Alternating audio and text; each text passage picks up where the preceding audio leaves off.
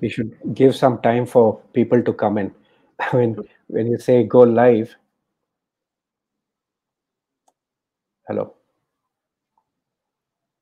Jocelyn? Yeah. Yeah, okay. So, I mean, we should give a couple of minutes for people to come in. Otherwise, when we say we are going live, there shouldn't be it shouldn't be a situation where there's nobody there when I welcome you. So,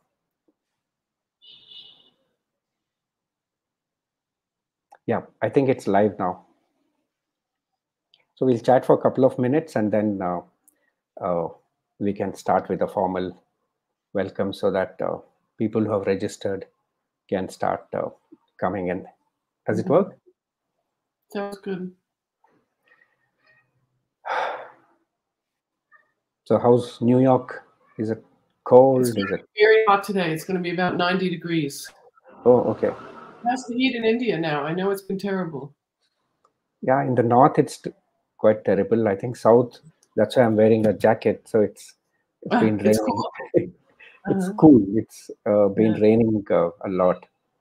So I'm in Bangalore, south.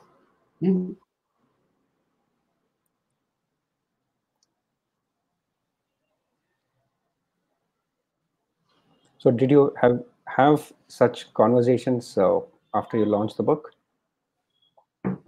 Yeah, I did a bunch of Zooms. Okay.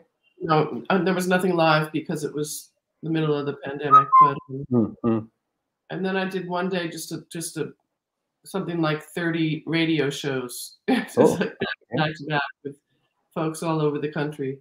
But yeah, I've done a couple with folks in the UK. Another one with someone from India and someone from Pakistan, I believe. Okay. Okay. So you did one in any of them from Southeast, Indonesia, Malaysia? No, I don't think they wanted. I don't think the people there wanted me to talk about my book. Okay. Okay. Yeah, that's interesting. Okay, so we are just a few seconds to starting. I think we are live already, but given some time for people to come in. 8 seconds more and we can start.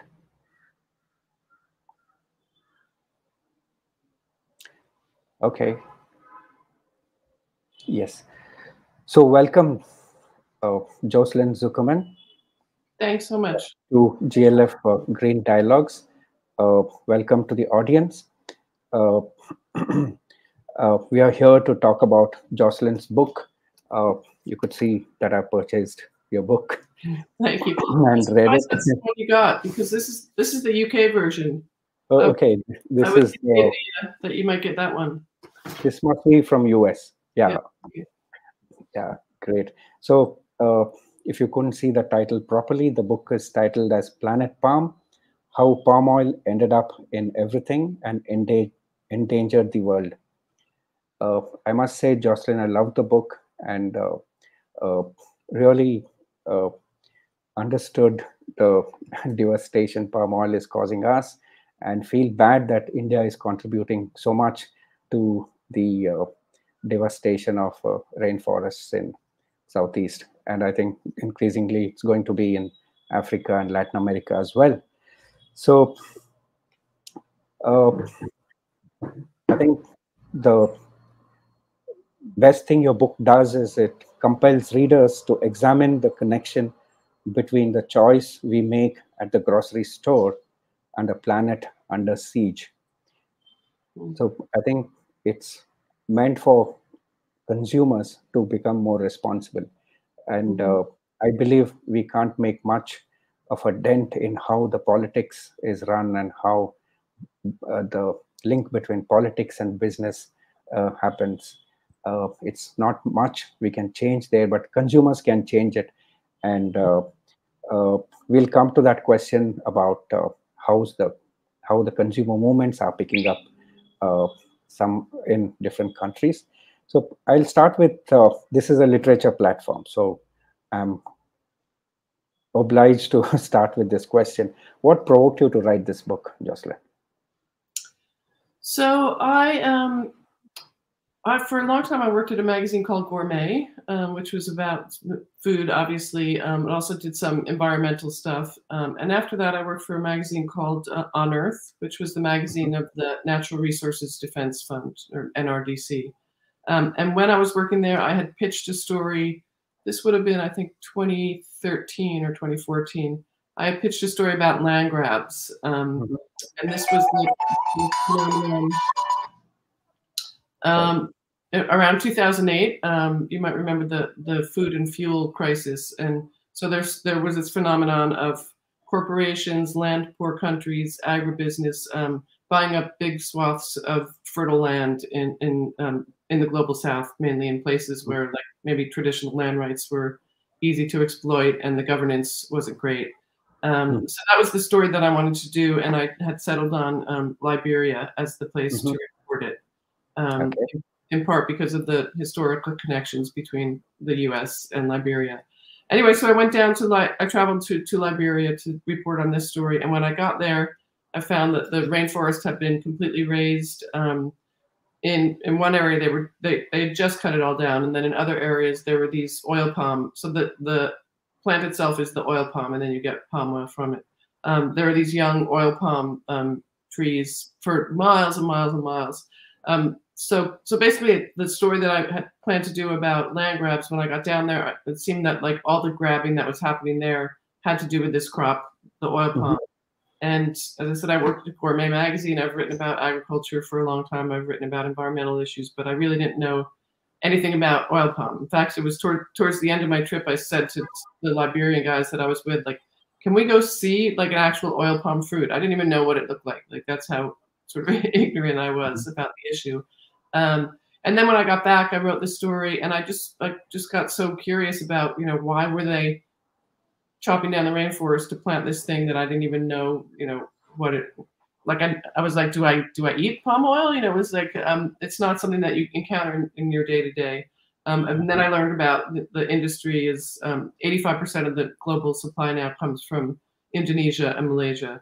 So I started researching that, learned that there had been just massive deforestation and impacts on biodiversity.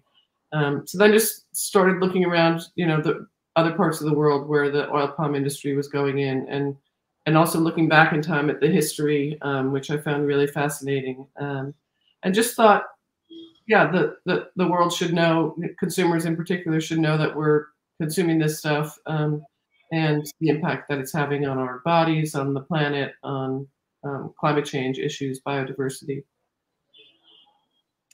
That's interesting. How long did you take to write the book?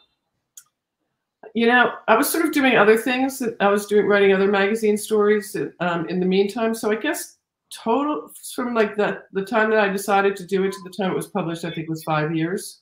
Oh, okay. It was a while. It was also, it entailed a lot of travel.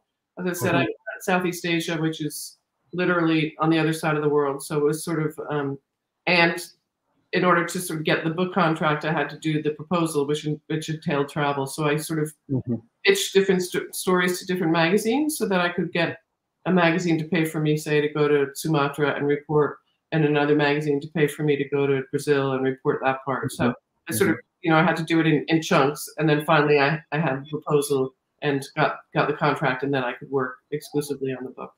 Yeah. So I have to say that audience can post their comments sorry, on the comment section, and we keep it interactive. As and when there are comments, I can share it with you, or you can read them and you could respond. So we keep this interactive. So part of your travel involved visiting India, Jocelyn. So share us some interesting experiences you had in India. It was very interesting. I had learned that India was the #1 importer of palm oil, so that was why I wanted to go and see sort of how that was impacting things on the ground, and I wanted to look at it through the lens of public health. So I was traveling with some folks from the Public Health Foundation of India, and so we went to a little town outside of Delhi, and we started going into shops. and asking people for palm oil. And the shopkeepers, it was 3 different ones we went into. They said we don't sell palm oil, and then they put like mustard oil on the counter and maybe rapeseed or something. And then the woman I was with, who was an Indian woman, so she was sort of more comfortable going back and forth with these guys, and she said, "Are you sure we'd really like something cheaper?" And so then he sort of fished down underneath, and he said, "Okay, here's the palm oil."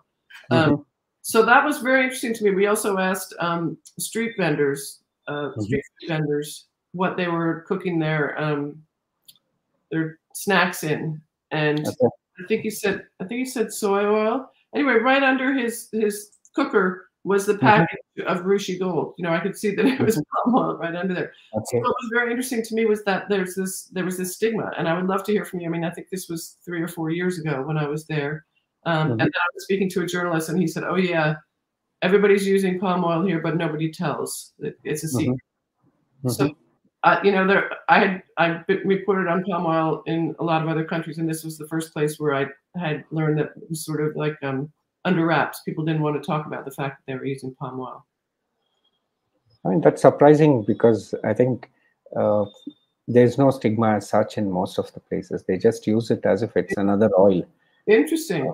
Yeah, if they know there is it has the last few years. Or do you think it would be a difference between the North and the South? Because it's more part of the culture in the South, yeah, to use palm oil? No, it's all over India. All over India. So I don't think there's any stigma. And if there was stigma, it is a good thing. So people know it is not a good thing. But I don't think there is any such stigma yet. So that's where I think we need a lot of the conversations and people to know that it is not the best oil to use. In terms of, because what I heard, this stigma seemed to be mainly in terms of health, like that people knew that it wasn't a very healthy oil. Is that, do you think people are aware of the saturated fat level of palm oil as opposed to mustard and other oils that are more traditional to Indian cuisine? I think that only in the middle class, upper middle class people may know, but not the large masses which consume palm oil. Right. So any other Sorry. Experience? Yeah, any other Indian experience you could share? I also went spent some time with a doctor who deals with diabetes and obesity, and he was and with some of his assistants, and they were saying, how the levels have just been really going off the charts in recent years, and that he sees so many folks suffering from obesity and diabetes, and always ask them, what are you cooking and what kind of oil are you using?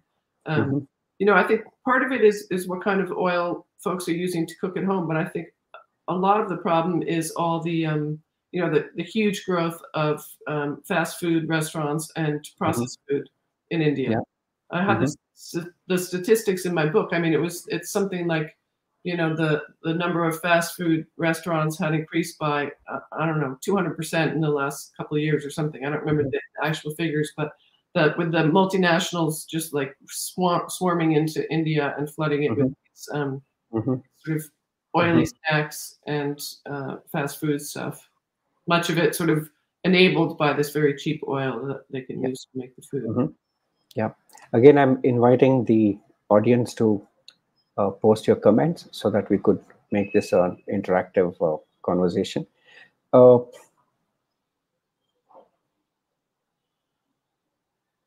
So if you look at our subtitle of the chat, it is how only consumers can save the planet. So I'm interested in listening to you about how far has the consumer movement come against palm oil? I don't think it's come that far. I mean, that was part of the reason for writing this book, because I think people just aren't aware of the palm oil issue. I think maybe they're becoming more so. But as I said, I had to, when I was in Liberia, I had to ask my friends, can we go see? I want to go see what this fruit looks like. And that's the thing. It's like, you eat an apple or you eat a mango, you know what it looks like.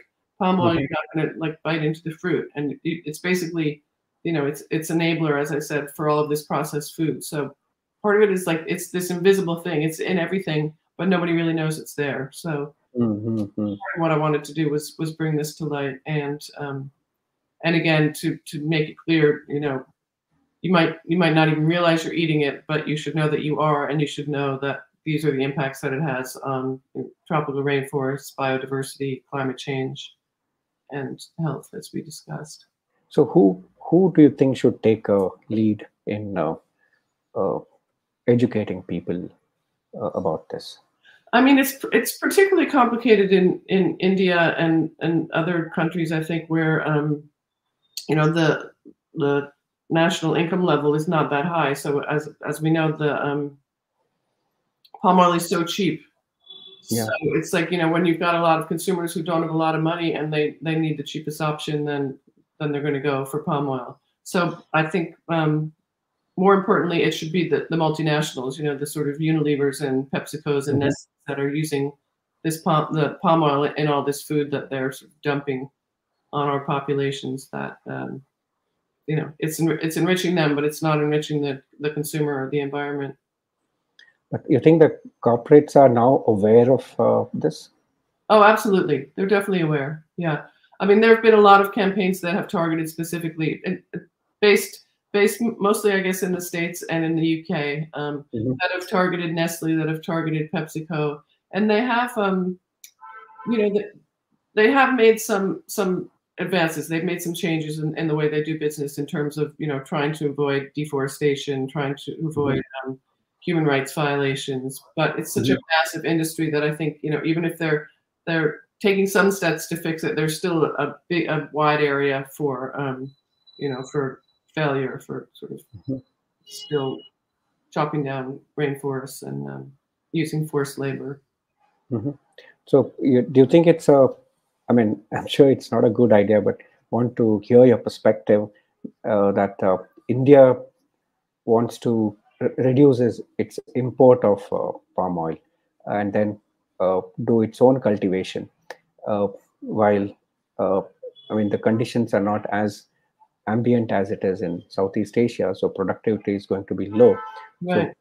So should you I mean, do you think India should be using this strategy?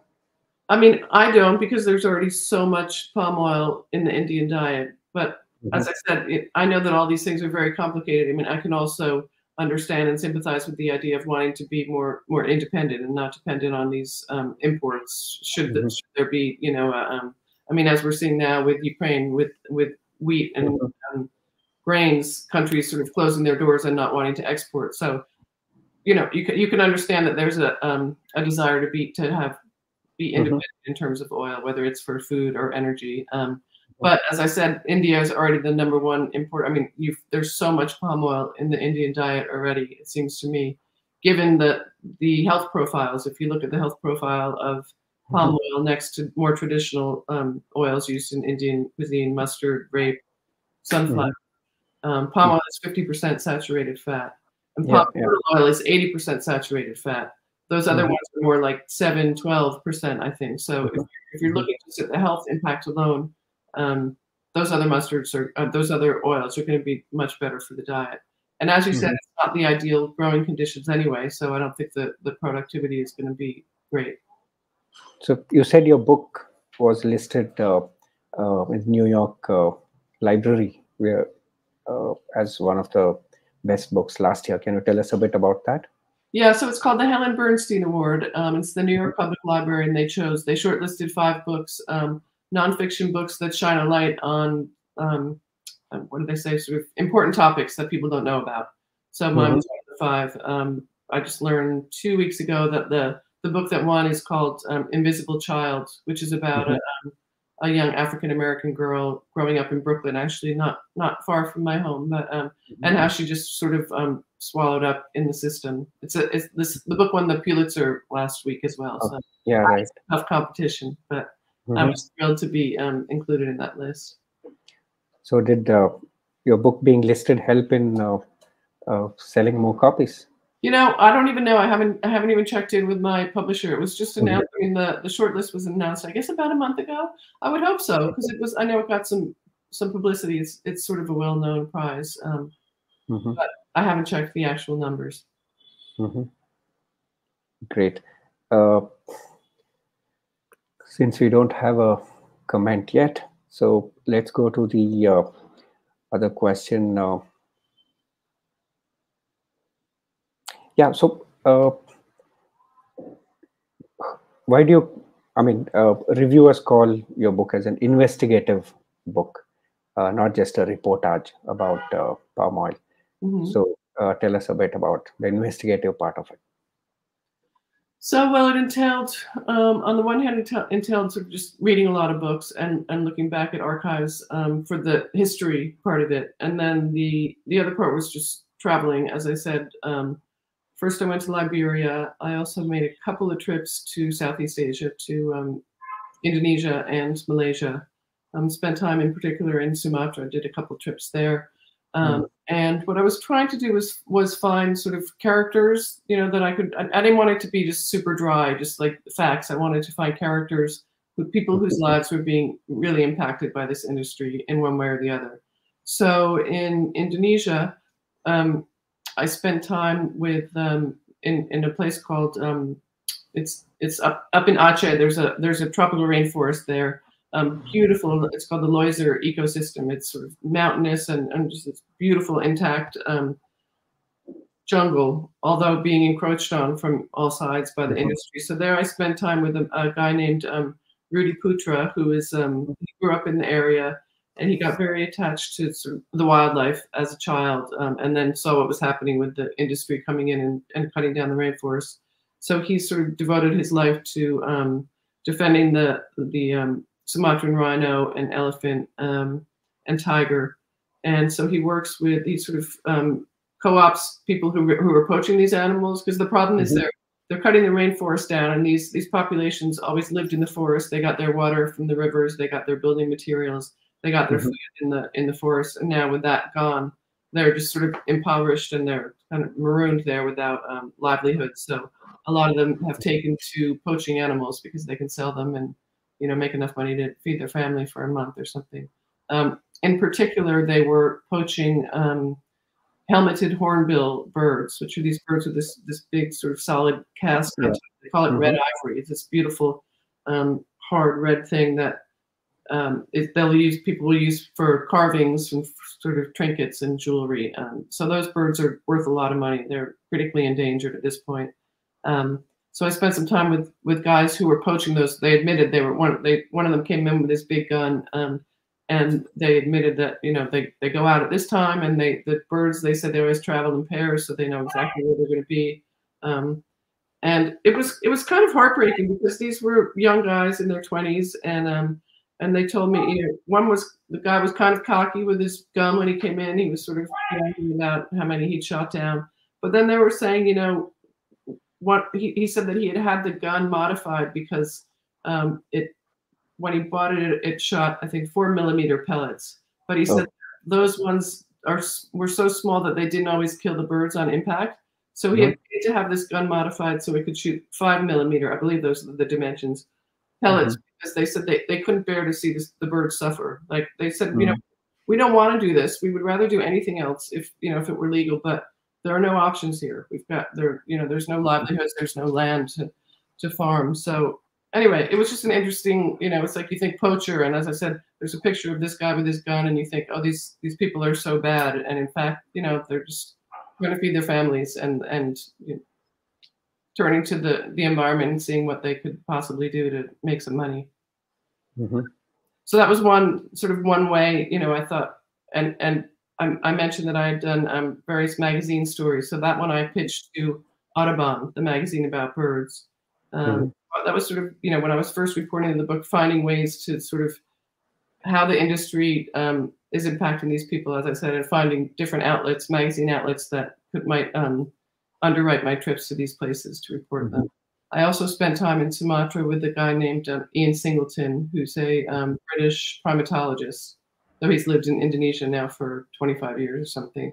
And he works with, he founded something called the orangutan, I'm spacing on the name, but it's basically a service to and a facility where they nurse orangutans back to life after they've been shot, again, by poachers or by other folks who are just, you know, with the rainforest being cut down, these orangutans tend to like wander into villages, and So people take them for pets or shoot them.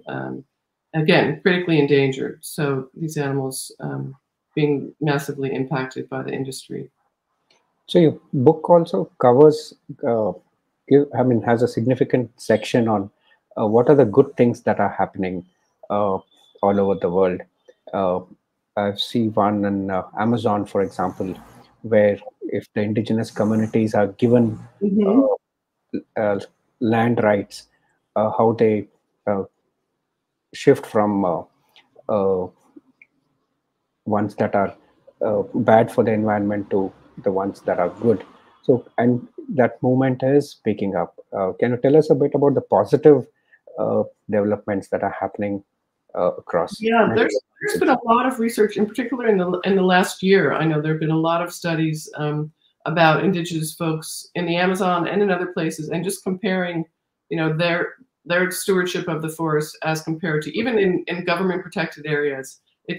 Forests tend to be much more intact and much healthier when they're under the stewardship of indigenous and local communities. These folks who've been living in these places for thousands of years and know how to take what they need from the forest without destroying the whole environment. So I do think that's a really positive thing. I know that at the conference in Glasgow, the climate change conference, that was a subject, and more I'm reading about the fact that the global community understands the importance of forests, I think, to an extent that we never did before, both in terms of sequestering carbon and also in terms of the biodiversity crisis. So there's and incentives to reduce deforestation in a big way. Right. So the incentives, I mean, again, another positive thing, it's still in the works, but I think finally the rich countries, the US and Europe and others are realizing, like, we can't sit here and say, oh, you Brazilians, stop cutting down your rainforest, you Indonesians, stop cutting down your rainforest. First of all, we're the consumers who are using most of the stuff that's coming out of it. But also we need to understand that, like those poachers, if you cut down the rainforest, these people don't have a lot of money. They're gonna need some livelihoods. So I think there's an understanding finally. I mean, it's not brand new, because there was the the UN construct RED, reducing deforestation and degradation of forests. This construct for, like, wealthy countries and now corporations too, to pay rainforest communities for keeping their forests standing, and understanding that you can't just tell these people not to do it. You need to give them incentives, and you need to figure out what alternative livelihoods that are going to be, enrich their lives, but not at the cost of the forest falling. I think Netherlands has done a phenomenal job. I think in Brazil, Norway has given a lot of money. Norway, yeah. So how is that working? I think it's worked well. I know they gave a lot of money to Brazil based on rates of deforestation falling. This was about 10 years ago. Unfortunately, the situation in Brazil under Bolsonaro has now reversed. So much of it comes down to politics, right? I mean, if you've got a president who's giving people free rein to cut down the rainforest, then things are going to go wrong. Indonesia, they also got a payment somewhat recently. Their rates of deforestation have fallen. They're still too high, but they are going in the right direction. That's good to hear. Yeah. Yeah. So the other interesting positive is about the synthetic palm oil. How far has that come? So I visited some folks in Madison, Wisconsin, who are using a genetically modified yeast to this fermentation process to produce oil that has almost the exact same chemical profile as palm oil. I mean, the challenge now, so they've achieved this oil. The challenge is to scale it up to a massive amounts of production, which is going to take some time. But there's another outfit called C16 Biosciences. They're based here in New York, and I know that someone got in touch with me recently from that company, and I believe that they've just bought a new facility, and they're doing the same thing. They're doing engineering yeast to produce palm oil, and and I know they had a lot of money from Bill Gates and some other very, very deep pockets. So people see a lot of promise in the idea of this synthetic palm oil. But again, it's going to be a while, I think, to be able to scale it up to. When this was 4 years back, have you followed up after in 4 years what has happened? I'm sorry? So you wrote the book I mean, your research was 4 years back, isn't it? Or I mean, I think I went to India 4 years back, but the book was published a year ago, so I was. Okay. And I actually went to Madison right before the pandemic, so it's February of 2020. So it's quite recent. That was the last trip I took before the pandemic. Any other signs? I think you mentioned about Xylome, a company called Xylome. Right. Those are the guys in Madison, Wisconsin that I visited. Okay. There's also folks I know in Bath in England who are also working on it's a slightly different. I don't think it's a yeast, but on a synthetic palm oil. So I know there's a lot of hope in that direction, but I don't. It's not going to happen next year. It's certainly at the volumes that we need. So there's a question here. Can you read that from David Lobo? Is the area of palm oil increasing today or reducing on the global level? Sorry? His question is the area of palm oil increasing today or reducing at a global level? It's still increasing as far as I know. Absolutely. So I think that leads me to the next question. The reason it is increasing possibly is because of the focus on biodiesel. Palm oil, I mean palm as to be used as biodiesel. So that is really increasing the cultivation of palm oil. Yeah, but it's not a great scenario. As I talk about in the book, one reason for the increase in production of palm oil was starting around 2008 was biofuels mandates both in the U.S. and in the UK. It was this idea, we're gonna make fuel from plants. It's going to be renewable and it's going to be great for the environment. Unfortunately, so what happened was in the U.S. we started diverting more corn and soy oil to biofuels. And so the supply of oil, this much was taken out of it to go to biofuels, but that wasn't going to change. It wasn't like Americans were going to suddenly stop eating, all the processed foods that had those oils in them. So that in turn meant importing a lot more palm oil to go into those. And so this idea, scientists will do this whole calculation of like the efficiency of these different fuels. So a biofuel might seem to be environmentally friendly because you think that the carbon that's in the trees, it's sequestered when you cut it down, then you plant it again. So it's the same amount of carbon going in and out. However, if you're using the oils grown in the U.S. for these biofuels, and then you're importing palm oil from Indonesia, say, you're cutting down tropical rainforests in Indonesia, which is way more carbon. You have to include all of that carbon in your sort of calculus. And the other thing I talk about in the book, which we haven't yet mentioned, is something called peatlands. I don't know. Yeah, peatlands. Yeah. No, so this is just like carbon, organic matter that's built up over millions of years. And so particularly Indonesia has the deepest peatlands in the world. And so what the palm oil companies do is they drain. So this is like waterlogged terrain. It's just super carbon rich, and the companies will drain it and then set it on fire.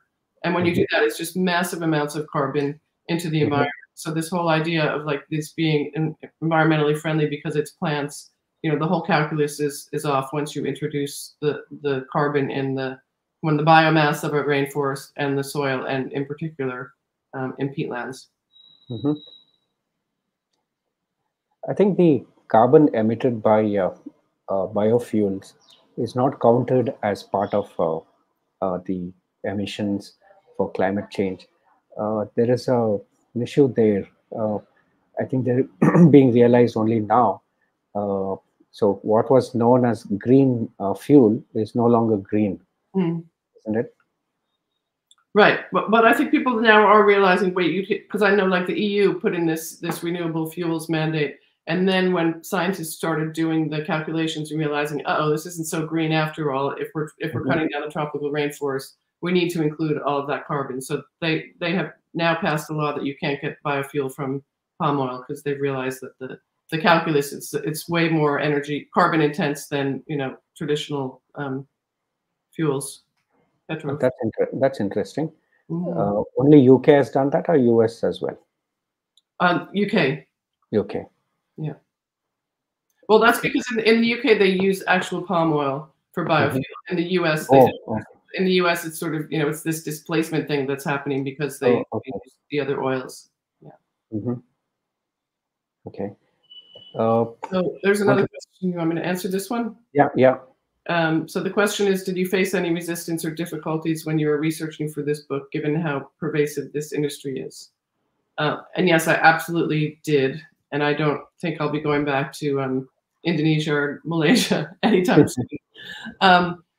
So for one trip, I went to Sumatra. I was spending time with some folks from an organization called Eyes on the Forest. And what they do is they try to keep track on people who are cutting down the rainforest mainly for palm oil. And they work undercover. So they pretend that they're like land surveyors or for like WWF or something and they go around and they talk to the farmers and they find out, who's cutting down, who's planting where, and sort of who's behind it. Because often it'll be sort of farmers on the ground who don't even know that they're cutting down, land in national parks or something, because it's the guys with a lot of money back in Jakarta who are sort of pulling the strings. Anyway, so I was going to spend some time with them, and when I first got to the town, it was Jambi. They said I had to go to like the district politician or something to get like a permit to be there, and that was very scary because they were like, these guys they're going to be one. I told them I was there to bird watch. So I have binoculars around my neck. I have my bird watching book. But I thought, they're just going to kick me out of the country because I document in the book there have been journalists investigating the industry that have been killed and thrown in prison. Anyway, I got past the guy. He decided that I was okay and gave me my little stamp. And so that trip was pretty safe. On another occasion, it was also in Sumatra. I was traveling with an Indonesian photographer, and we were inside a plantation. So these plantations are they'll go on for miles and miles and miles, and it all looks the same. So you're just driving on these roads with these massive trees. So we would often get lost because, as I said, you could just drive around. You have no idea, do we come from that direction? Do we come from that direction? And so one night we were in, and they tend to be very remote. Like from Jambi, I think we drove 5 hours to get to this plantation, and then we were inside. And I was looking for some particular people that I wanted to talk to, and we were still in the plantation when the sun started to go down. And we thought, "There's no way we're going to get out of here." Also, there were like guards at the beginning of the plantation. I had sort of like put my head down when we went in. So one of the guys I was with, an Indonesian gentleman, asked like the local chief of there would be these little villages right inside the plantations. They just plant palm oil around where all the people have been living. So somebody asked him if we could spend the night on his floor. He said that's fine. But at a certain point, we looked out the door, and there was a guy from the local, it's like the paramilitary organization. Yeah. I remember that. Rifle next to him. I didn't know. I thought, oh, that's a cop. It's probably fine. But the photographer, as I said, he was an Indonesian guy. He was like freaking out. He was like, they're going to take my camera. They're going to throw us in jail. They could beat us up. They could kill us. Anyway, so it was weird because so when I saw his reaction, I thought, oh, I guess we're in a lot more danger. And I realized he didn't do anything. He was just out there chatting with the guy. He eventually left, and we fell asleep on the floor and got out of there in the morning. Yeah. There's another question you want to take on sustainable palm oil. Palm oil cultivation. Is that an oxymoron? Is there some merit in it? If it does, is it scalable? That's a great question. I do think it's possible. I visited a place in Ecuador, and I know there's some operations in Ghana, Sierra Leone, I believe. So in my book, in the first part of the book, I'm going to backtrack a little bit. The first part of my book is all the history of the oil palm industry. And so the plant is indigenous to West and Central Africa. And it's grown there in sort of agroforestry systems. So you'll have these oil palms, and then you'll have all other plants, sort of, different food crops growing around them.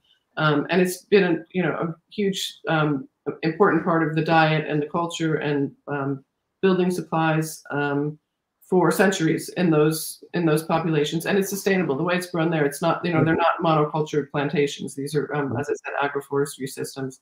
So what I visited in Ecuador, it was small scale farmers who were selling into a bigger operation, but they were intercropping it with passion fruit and other crops. So it's not just this monoculture, just this sort of desert of one crop. I think that's the key thing, is that you've got different kinds of plants, living together. So you're not depleting the soil in that way. They're sort of, nourishing each other, and there's insects and there's birds and there's other things that are living there, as opposed to the plantations where it's just like dead hot. There's no sound because there's like nothing living there except those trees. Mm-hmm. So is it scalable? I think that's the question, because it's also, it's going to be more intensive in terms of keeping those systems going and harvesting. You can't yeah.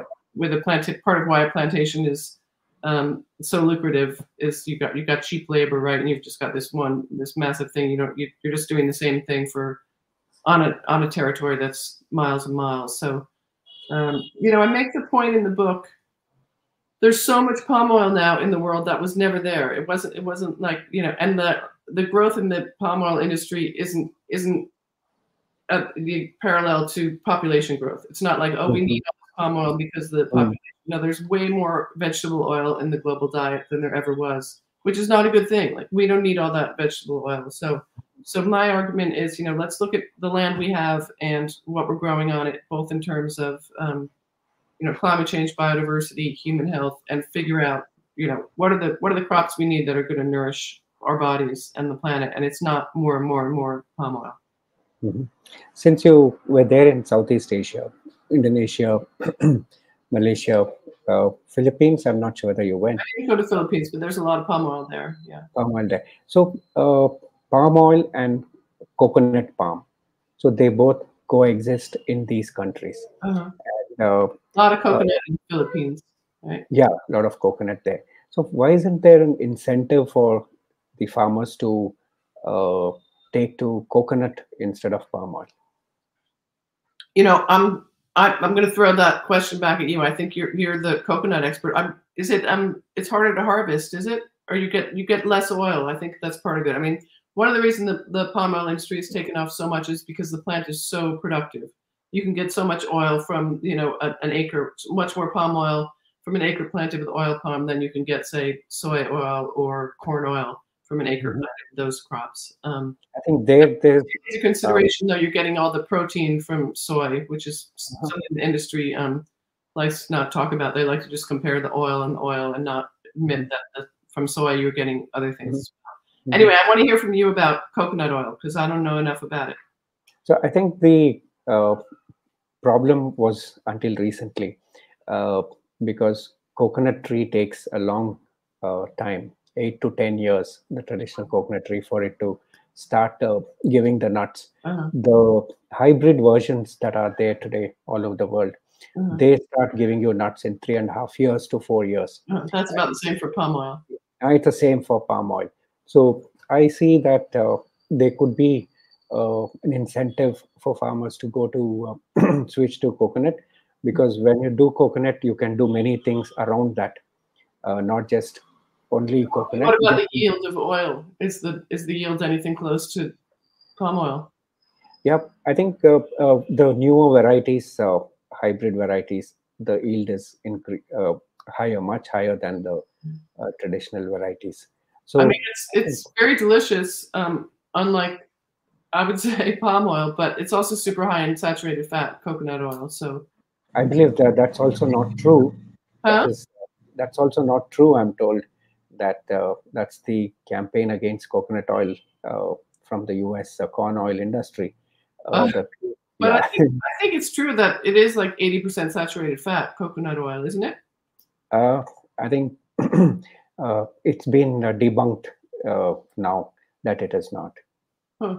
I mean, so I know there's arguments about like just how much saturated fat matters in terms of heart disease and things, but I think that is fact that it's 80% saturated fat. No, it is not. But I do agree that, the U.S. industry, I know that they made a whole campaign about tropical oils and how bad they are. Yeah, they did that. I think now there is a movement in US itself in favor of coconut oil. I'm Right. told. Yeah, people love coconut oil. Yeah. So, I mean, I'm not an expert as such. I just understand this a bit better. I think there's another question for you. Want to take that? How many countries are actually blocking the import of palm oil or its products? The only one I know, and I don't know if this is still the case because the country's in such a mess right now, is Sri Lanka. The Sri Lankan president last year said, we're going to stop importing palm oil. He also said we're pulling up all the palm oil and we're replanting with things that are more environmentally friendly. But as we know, Sri Lanka's having massive problems with with the economy and agriculture right now. So I don't know. As far other than that, I don't know if any country that I think you mentioned Iceland in the book. Iceland has blocked it. No, Iceland is the name of it's a frozen goods company in the UK. Oh, okay. So it's Iceland Foods, and they decided that they were going to take all the palm oil out of their branded foods, which I believe they've done. But in terms of a country blocking the import of palm oil, I don't know. I know both the UK and the US have legislation making its way through that would clamp down on forest products, including palm oil, and that are linked to either deforestation or human rights abuses. So that would entail tighter tighter restrictions on the palm oil that's coming in, and just ensuring that it's not linked to bad things on the other side of the world.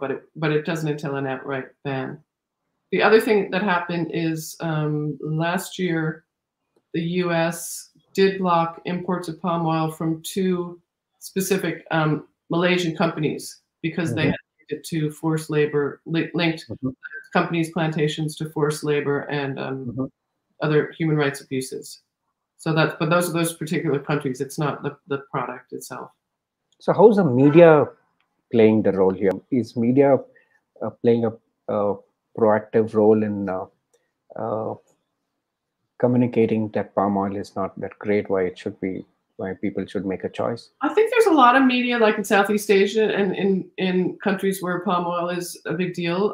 In the U.S., not a lot. I mean, you might see it like in the business, the Wall Street Journal might write something like they did a story, I think, about these companies that were linked to human rights abuses. There have been a couple magazine stories, here and there about the environmental impacts, but it's not something that Americans are reading about every day. It's definitely more.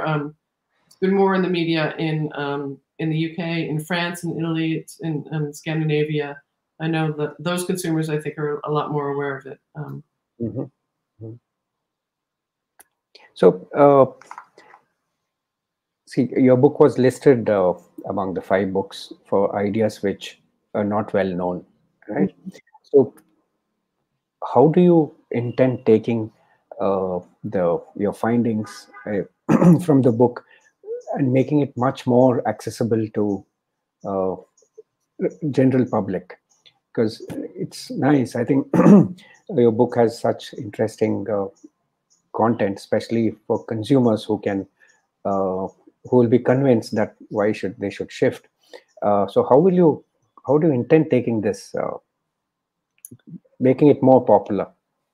It's an interesting question. So I did the book came out a year ago, and I did do a lot of publicity around it. Then I did a lot of Zoom talks, and so I feel strongly about the industry, but my temperament is better suited to research and writing in my room by myself. I don't think of myself as an activist, I guess. I mean, I'm an activist insofar as I write about things and I want to bring, but so I don't know. I'm sort of now working on another book, which is a biography. It has to do with Africa and sort of there's some environmental aspect, but it's social justice. So I guess I feel like I put these out in the world, and I hope that they go off and they do their thing. But I sort of feel like I don't think I'll like my plan isn't to just talk about palm oil for the rest of my life. So isn't your publisher interested in doing it? That'll help sell more books. Yeah, I hope the paperback should come out soon, so that will help as well. Yeah. Oh, that's good. That's good. Yeah, I think it is.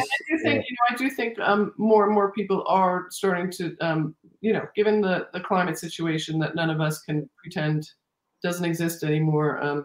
I think people are just learning a lot more about the importance of tropical forests, and so that will continue to shed light on the industry and the importance of it. So we covered quite a lot of ground. Is there any other area you think we should talk about? I guess I would just say that I found the history, like when I I took that trip to Liberia, I didn't know anything about palm oil, and then when I started researching, going back in time, it was so fascinating. So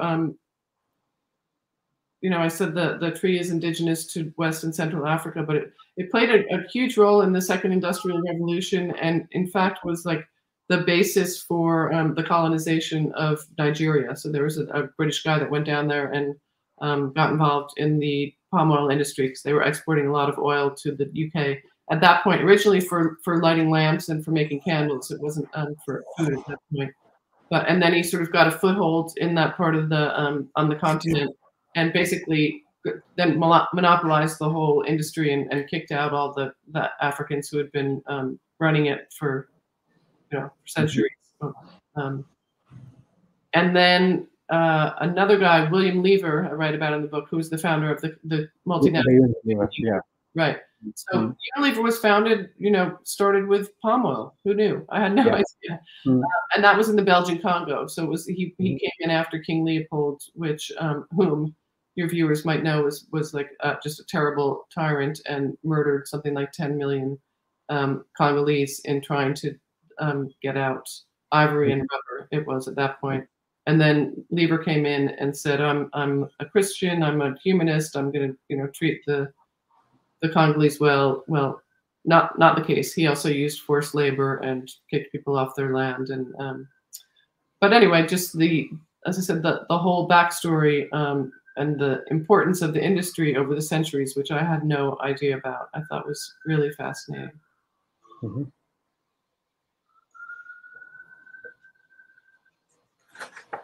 Another thing I found fascinating was the extent to which the industry is a presence in Latin America. So I reported from Guatemala and Honduras, and much of it on land that was formerly owned by United Fruit and then Chiquita, so American companies. And there's a lot that goes on in those plantations now that is not dissimilar to what was going on on United Fruit's plantations in terms of abusive practices toward the workers and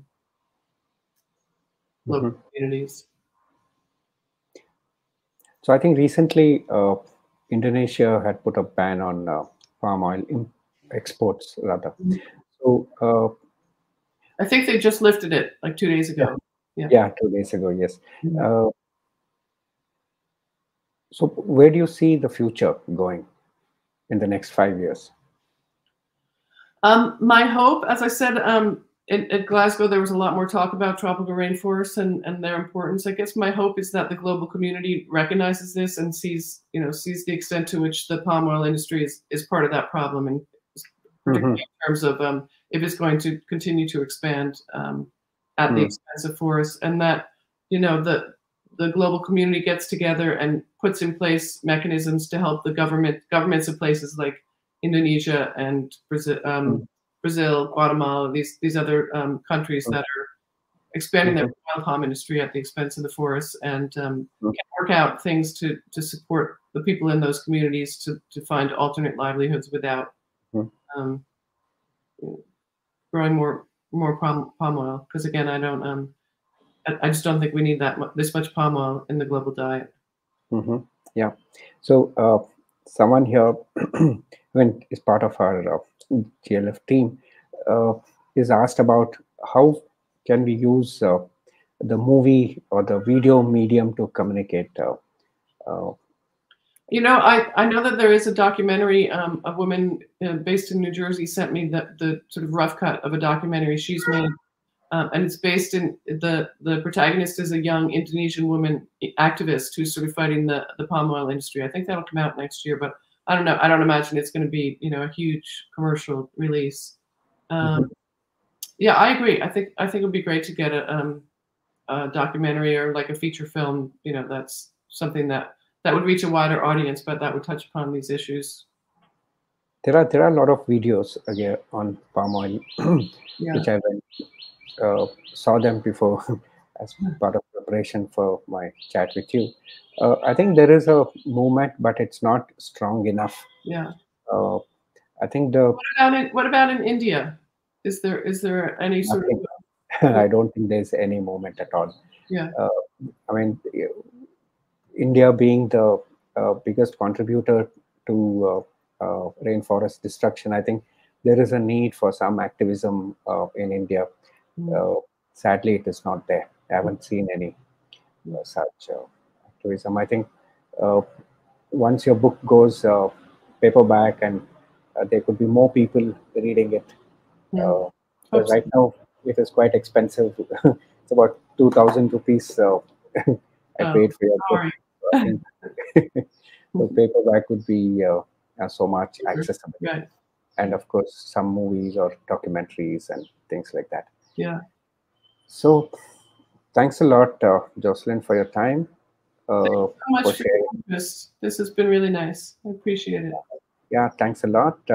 Thanks for the audience for being here. Hope you enjoyed this. Thanks, Jocelyn. And I'll share you the video link later. Perfect. Thanks so much. Have a good night. You too. Have a good day. Bye-bye.